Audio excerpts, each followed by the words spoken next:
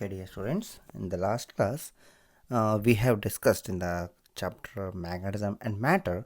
We have already discussed the concept like what is the meaning of bar magnet, history, and magnetic field lines, and bar magnet, how it acts as an equivalent solenoid, magnetic dipole moment.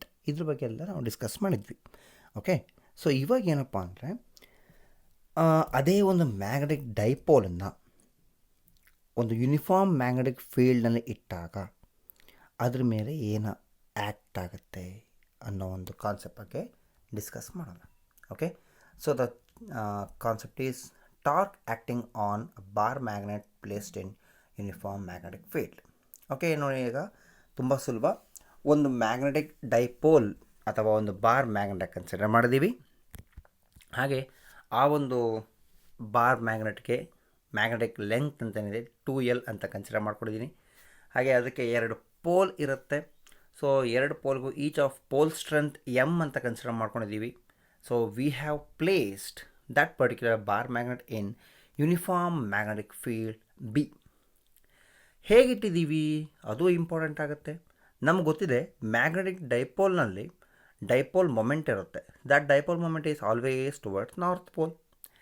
ಹಾಗಾಗಿ let theta be the angle between dipole moment and the uniform magnetic field. So that is clearly shown in the diagram R figure 3b.7. ನಾವು what happens, ಏನಾಗ್ತಿಲ್ಲಿ, each ಪೋಲ್ಗಳ ಮೇಲೆ force act ಆಗ್ತಾ ಹೋಗುತ್ತೆ. What will be the magnitude of that particular force? Let us discuss. So the force acting on north pole is equal to MB. Because ನಮಗೆ ಗೊತ್ತಿದೆ magnetic force ಅಂದ್ರೇನು, ಹಾಗೆ ಒಂದು ಪೋಲ್ ಸ್ಟ್ರೆಂತ್ ಅಂದ್ರೇನು, ಇದ್ರ ಬಗ್ಗೆ ನಾವು ತಿಳ್ಕೊಂಡಿರೋದ್ರಿಂದ ನಾವು ಡೈರೆಕ್ಟಾಗಿ ಈಗ ಬರಿಬೋದು F is equal to MB. ಹಾಗಾದರೆ this is magnitude. What is the direction? Direction of force is along the direction of magnetic field that is shown here. And what is the force on the south pole? The force on the south pole is nothing but in magnitude MB, but in direction it is opposite to the direction of applied field B. So that we have two different forces. They're having same magnitude, but they are in the different directions, opposite directions. So that the net force may be equal to 0, but these two forces are along the different lines of action. Therefore, ಏನಾಗತ್ತಪ್ಪ ಅಂದರೆ they constitute couple. This couple is acted upon by torque. ಹಾಗಾದರೆ what about the magnitude of this torque? ಟಾರ್ಕನ್ನು ನಾವು ಹೇಗೆ measure ಮಾಡ್ತೀವಿ ನಮಗೆ ಗೊತ್ತಿದೆ. Torque is nothing but force into perpendicular distance. ಆ force ಅಂತಂದರೆ ಅದು just magnitude of the force ಆಗಿರುತ್ತೆ. ಹಾಗಾಗಿ ಇಲ್ಲಿ ನೋಡಿ ಮಕ್ಕಳೇ, ಈಗ so tau is equal to magnitude of either force multiply by perpendicular distance. Now we shall construct something. ಏನದು ಪರ್ಪೆಂಡಿಕ್ಯುಲರ್ ಡಿಸ್ಟೆನ್ಸ್ ಅನ್ನೋದು ನೋಡುವ.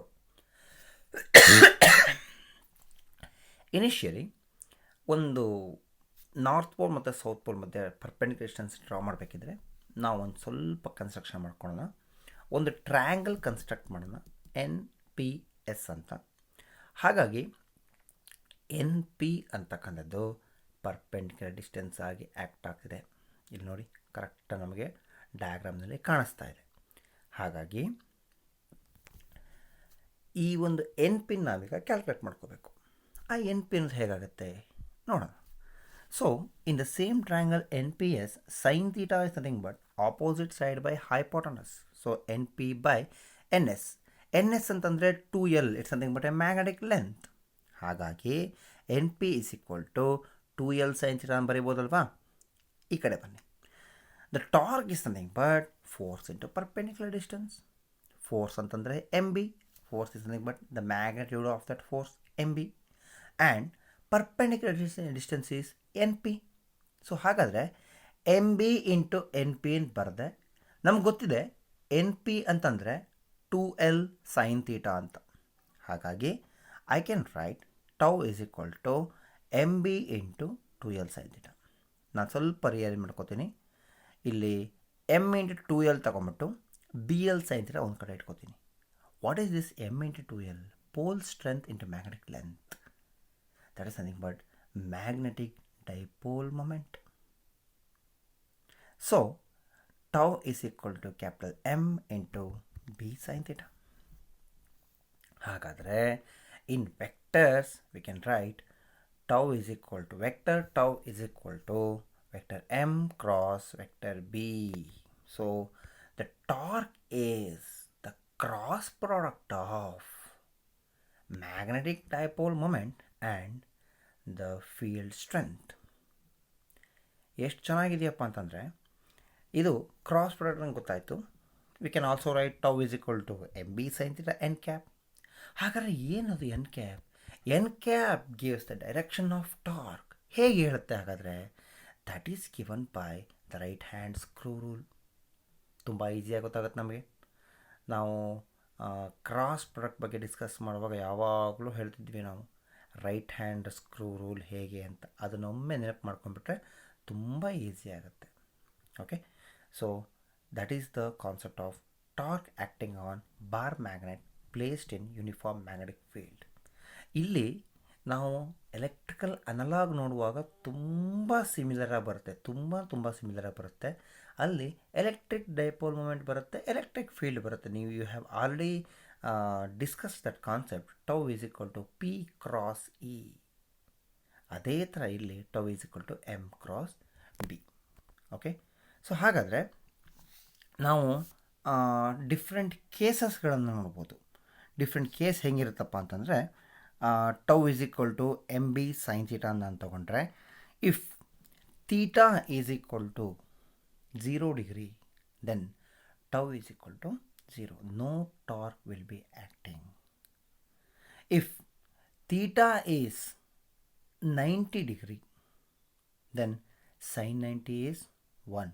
So tau is equal to mp. Maximum torque apply ಆಗುತ್ತೆ. ಹಾಗಾದರೆ ಅದು ಏನು ಮಾಡುತ್ತೆ? ಮ್ಯಾಗ್ನೆಟಿಕ್ ಫೀಲ್ಡ್ ಯಾವ ಕಡೆ ಇರುತ್ತೆ ಆ ಮ್ಯಾಗ್ನೆಟಿಕ್ ಫೀಲ್ಡ್ ಇರೋ ಕಡೆಗೆ ಬಾರ್ ಮ್ಯಾಗ್ನೆಟ್ ಅಥವಾ ಮ್ಯಾಗ್ನೆಟಿಕ್ ಡೈಪೋಲನ್ನು ಅಲೈನ್ ಮಾಡೋಕ್ಕೆ ಪ್ರಯತ್ನ ಮಾಡುತ್ತಷ್ಟೆ.